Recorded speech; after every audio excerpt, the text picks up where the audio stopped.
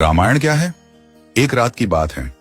माता कौशल्या जी को सोते में अपने महल की छत पर किसी के चलने की आहट सुनाई दी। नींद खुल गई। पूछा कौन है? मालूम पड़ा श्रुतकीर्ति जी, सबसे छोटी बहू शत्रुघ्न जी की पत्नी। माता कौशल्या जी ने उन्हें नीचे बुलाया। श्रुतकीर्ति जी आई, चरणों में प्रणाम कर खड़ी रह गई। माता कौशल्या जी ने पूछा, श्रुति, इतनी रात को अकेली छत पर क्या कर रही हो बेटी? क्या नींद नहीं आ रही? शत्रुघ्न कहाँ है? श्रुति कीर्ति की आंखें भर आईं, मां की छाती से चिपटी, गोद में सिमट गईं। बोली, मां, उन्हें तो देखे हुए 13 वर्ष हो गए। उफ! कौशल्या जी का हृदय कांप कर झटपटा गया। तुरंत आवाज लगाई। सेवक दौड़े आए। आधी रात ही पालकी तैयार हुई। आज शत्रुघ्न जी की खोज होगी। मां चली। आपको मालूम है शत्रुघ्न जी कहाँ मिले? अयोध्या जी के जिस दरवाजे के बाहर भरत जी नंदीग्राम में तपस्वी होकर रहते हैं, उसी दरवाजे के भीतर एक पत्थर की शिला है। उसी शिला पर अपनी बाह का तकिया बनाकर लेटे मिले। मां सिराहने बैठ गईं, बालों में हाथ फिराया तो शत्रुघ्न जी ने आंखें खोली। मां! उठे, चरणों में गिरे। मां, आपने क्यों कष्ट किया? मुझे बुलवा लिया होता। मां ने कहा, शत्रुघ्न यहां क्यों? शत्रुघ्न जी की रुलाई फूट पड़ी। बोले, मां, भैया राम जी पिताजी की आज्ञा से वन चले गए। भैया लक्ष्मण जी उनके पीछे चले गए। भैया भरत जी भी नंदीग्राम में हैं। क्या ये महल, ये रथ, ये राजसी वस्त्र विधाता ने मेरे ही लिए बनाए हैं? माता कौशल्या जी निरुत्तर रह गई। देखो क्या है ये राम कथा। ये भोग की नहीं, त्याग की कथा है। यहाँ त्याग की ही प्रतियोगिता चल रही है और सभी प्रथम हैं। कोई पीछे नहीं रहा। चारों भाइयों का प्रेम और त्याग एक दूसरे के प्रति अद्भुत, अभिनव और अलौकिक है। रामायण जीवन जीने की सबसे उत्तम शिक्षा देती है। भगवान राम को 14 वर्ष का वनवास हुआ तो उनकी पत्नी सीता मैया ने भी सहर्ष वनवास स्वीकार कर लिया।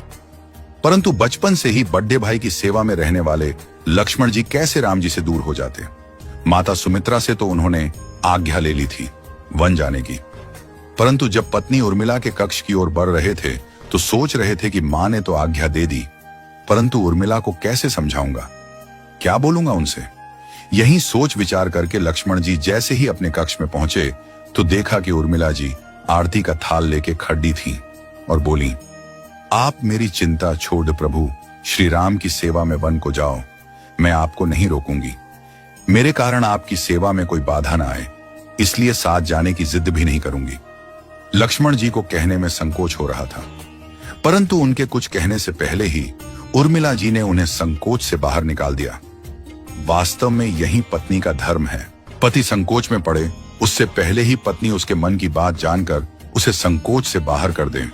लक्ष्मण जी चले गए, परंतु 14 वर्ष तक उर्मिला ने एक तपस्विनी की भांति कठोर तप किया।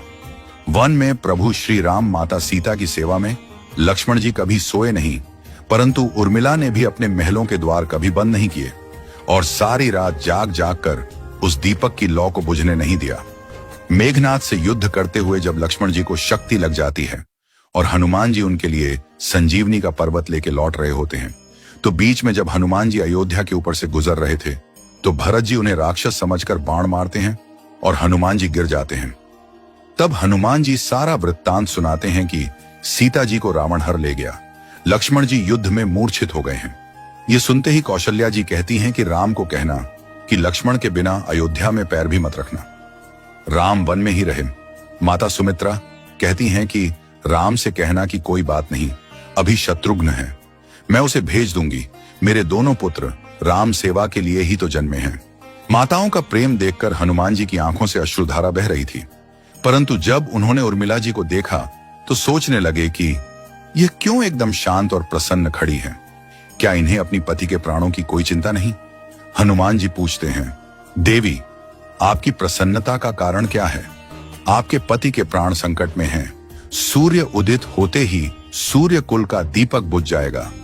उर्मिला जी का उत्तर सुनकर तीनों लोकों का कोई भी प्राणी उनकी वंदना किए बिना नहीं रह पाएगा। उर्मिला बोली, मेरा दीपक संकट में नहीं है, वो बुझ ही नहीं सकता। रही सूर्योदय की बात, तो आप चाहें तो कुछ दिन अयोध्या में विश्राम कर लीजिए, क्योंकि आपके वहां पहुंचे बिना सूर्य उदित हो ही नहीं सकता। आपने कहा कि प्रभु श्री राम मेरे पति को अपनी गोद में लेकर बैठे हैं। जो योगेश्वर प्रभु श्री राम की गोदी में लेटा हो, काल उसे छू भी नहीं सकता। यह तो वो दोनों लीला कर रहे हैं। मेरे पति जब से वन गए हैं तब से सोए नहीं हैं।